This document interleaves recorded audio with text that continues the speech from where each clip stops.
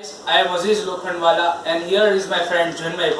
We are here with prime conjecture. Now you may be thinking that what the nonsense are they talking means. Is there possible a sequence for or a progression for prime numbers? But yeah, it is possible and we have also defined a function for it too. Now let me give an introduction to prime number. Before that my friend will introduce himself and to our project. Hi friends, I am Janmay and our project is guided by Jaidev Pathak. This project is about prime conjecture. It is explained by my friend Aziz. Now let me give a general introduction to this project. Means as you know there are many works done regarding prime numbers like Riemann's zeta function, Riemann's hypothesis and Ramanujan's prime number. But we are using some of the results like prime gaps and bounded gaps in this theory. Now let me introduce you to the conjecture. Assume a number to be 11 which is between prime gap, means you can say it is common in prime gap 2 and 4. Now multiply 2 with 11 and subtract 7 which is the previous prime number before it, and the result you get is not equal to prime. Now again do the same process but multiply the number which is before the previous number and the result you got is a prime number. Now assume another number to be 19. I am discussing here the rare case which will give you further idea about this theory. Multiply 2 with 19 and subtract the previous prime number and the result you get is not equal to prime. Now again multiply 2 with 19 and subtract the number before the previous prime number, and this time also you are not getting the prime number. Now the last weapon to use in this theory is the pole point, which will be discussed in the further explanation. Now let me give you an introduction to conjecture. Let P be the function from all primes, means it is consisting of all primes.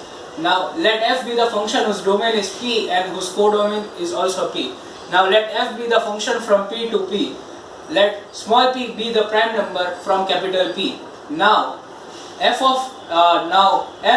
equal to 2n prime minus Tn minus 1. Let it be equation 1. Then 2n prime minus Tn minus 2. Let it be equation 2. And 2n prime minus pole point. Let it be equation 3. Before going further explanation to the function, let me introduce to the variables which we are using in this theory in further discussion. Let A be the first prime gap, B be the second prime gap, n prime be the prime number common in A and B both, and n be the prime number belonging to A. Now let me give an introduction or say explanation to this conjecture. Suppose you are considering 1 and suppose here you are considering this equation, and if you don't get a prime number here, then try this equation. If you don't get a prime number here too, then the last weapon is pole point. The pole point will be discussed by my friend and he will give an introduction to pole point in further discussion.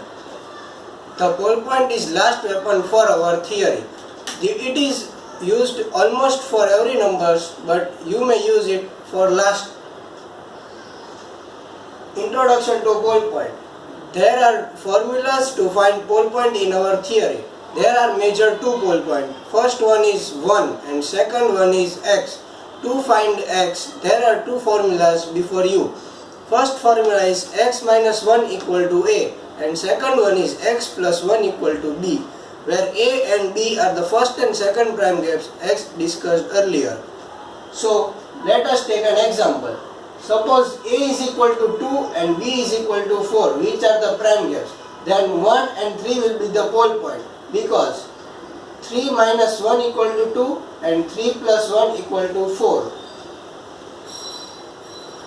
So this is the general theory for the pole point. Also you can say that it is the reverse of our function. This is 2, 3, 5 can be written as 1 plus 3 plus 1, 7 can be written as 1 plus 3 plus 3.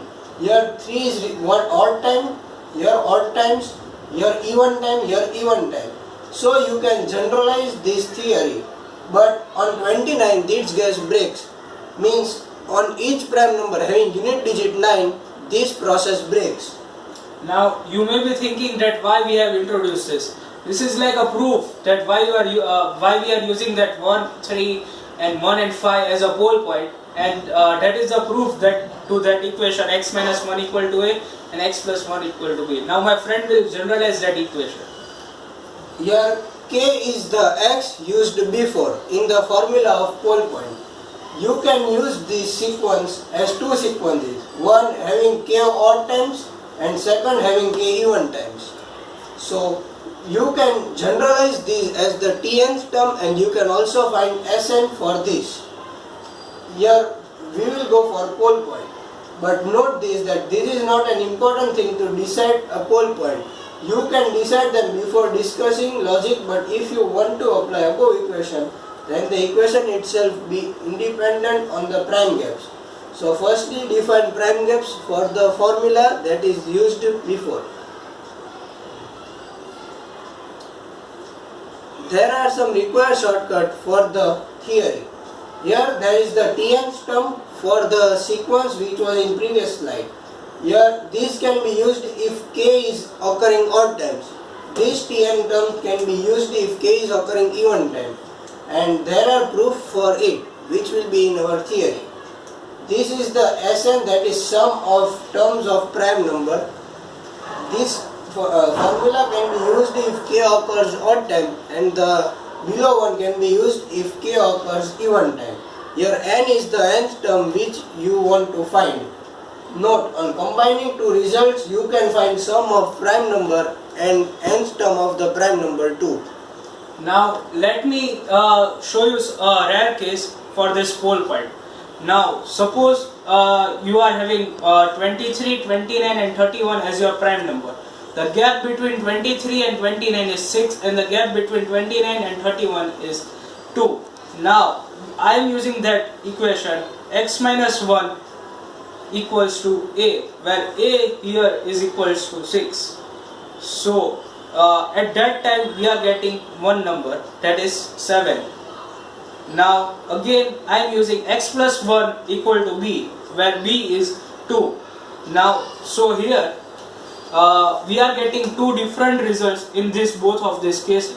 So now what to do in such cases? Means you are getting result as 3 and 5. Now just multiply 29 by 2 and add or subtract 3, means subtract 3 from it. Check whether you are getting a prime or not. If not, then subtract 5 from it. Now note that this can you have to use this only if this function in means equation 1 and 2 doesn't work, and in equation 3 you are getting some issues. Then and only then you will use this one, because here the gap between two prime number is so large that it is affecting this equation. Now let me give some uses of this theory. Means US scientists and Indian scientists are working on the graviton, which is a hypothetical particle. Now there are no proof of that particle, because it is at the time of head-on collision it is following the prime sequence, and which is like a hypothesis for us, and that's why it is considered as hypothetical particle. But now you have the sequence, so you can find the emission rate of that graviton at LHC. Now the another use of this theory is in the zeta function. The Riemann hypothesis can be proved true by this, and it can be said that if Riemann's hypothesis is proved true, then the superstring theory will be proved true, and all of the Ramanujan's results will be true. So here is the prime conjecture, and we have defined a sequence for it.